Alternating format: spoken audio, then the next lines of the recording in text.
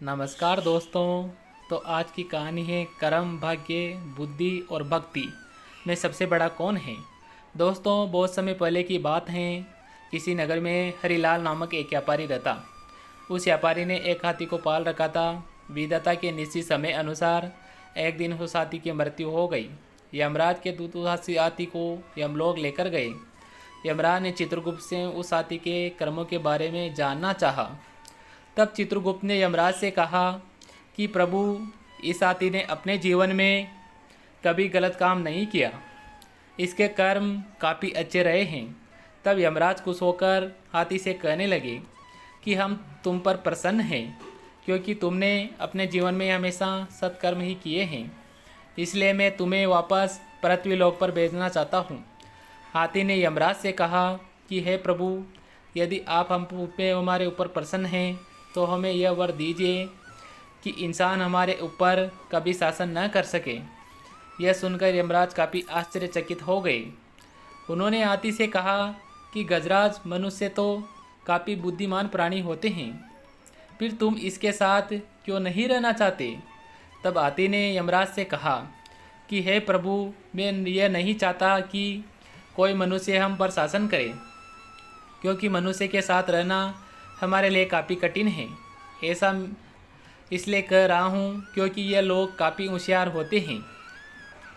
यमराज ने हाथी से कहा कि ठीक है, यदि तुम्हारी बात सही निकली तो तुम जैसे कहोगे वैसा ही हम करेंगे। यदि तुम्हारी बात झूठी निकली तो जैसा हम कहेंगे तुम्हें वैसा ही करना होगा। हाथी ने कहा कि मंजूर हैं। तब यमराज ने यमदूतों से कहा कि जाओ और इसके मालिक को यमलोक लेकर आओ। 4 दूत उस हाथी के मालिक को लेने के लिए पृथ्वीलोक पर गए। जब हीरा लाल सो गया तो चारों दूतों ने चारपाई सहित उस हाथी के मालिक को लेकर यमलोक की तरफ बढ़ने लगे। हरिलाल की बीच में नींद खुल गई। उसने देखा कि मैं तो आकाश में हूँ, नीचे तो ज़मीन ही गायब थी। तब हरिलाल ने यमदूतों से पूछा कि हमें कहाँ लेकर जा रहे हो। तब यमदूतों ने कहा कि हम आपको यमलोक लेकर यमराज के पास लेकर जा रहे हैं। तब हरिलाल ने कहा कि यमलोक तो लोगों की मृत्यु के बाद जाते हैं, मैं तो जिंदा हूँ। तब यमदूतों ने कहा कि आज यमलोक में जिंदा इंसान की ज़रूरत है, इसलिए हम तुम्हें यमलोक लेकर चल रहे हैं। हरिलाल काफ़ी होशियार था। उसने काफ़ी देर तक सोचा कि उसके दिमाग में अचानक एक आइडिया आया। उसके 4 पाए पर बगल में कागज़ और कलम थी। उसने कागज़ कलम उठाया और एक सादे कागज़ पर उसने लिखा कि यमराज, इस मनुष्य को अपना सिंहासन सौंप देना, यह मेरा आदेश है। और उसने भगवान विष्णु का हस्ताक्षर भी कर दिया। यमदूत हरिलाल को लेकर यमलोक पहुँचे और वहाँ यमराज हरिलाल को देखकर काफ़ी खुश हुए। हरिलाल ने यमराज को वह कागज़ थमा दिया, जिसे पढ़कर यमराज अपने सिंहासन से उठ खड़े हुए और हरिलाल को यमलोक का राजा बना दिया। हरिलाल का हाथी उसकी हाथी की होशियारी देखकर काफ़ी आश्चर्यचकित हुआ। अब यमलोक पर हरिलाल का शासन हो गया था। हरिलाल ने चित्रगुप्त को आदेश दिया कि जो भी लोग नरक लोक में हैं उन्हें स्वर्ग लोक में भेजा जाए और नरक लोक का द्वार हमेशा के लिए बंद कर दिया जाए। अब जो भी लोग मरने लगे वो सभी स्वर्गलोक में जाने लगे।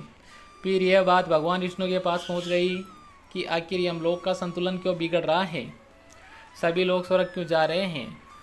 यह सोचकर भगवान विष्णु यमलोक पर पहुंच गए और देखा कि यमलोक के द्वार पर यमराज बैठे हुए थे।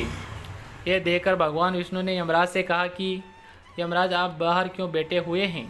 तब यमराज ने भगवान विष्णु को हरिलाल द्वारा दी गई उस कागज़ को दिखाया, जिसमें लिखा हुआ था कि इस मनुष्य को यमलोक का सिंहासन सौंप दिया जाए और नीचे भगवान विष्णु का हस्ताक्षर भी था।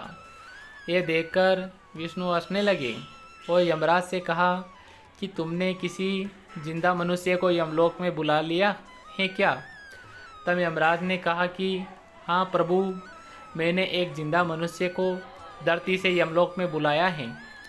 तब भगवान विष्णु यमराज के साथ हरिलाल के पास पहुँचे।